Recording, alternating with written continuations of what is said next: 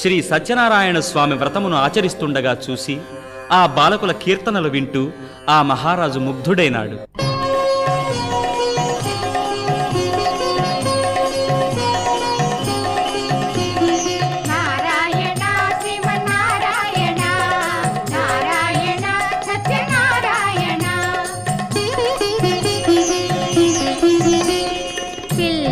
మదిలో నిలచి భక్తి నిలుపుమా,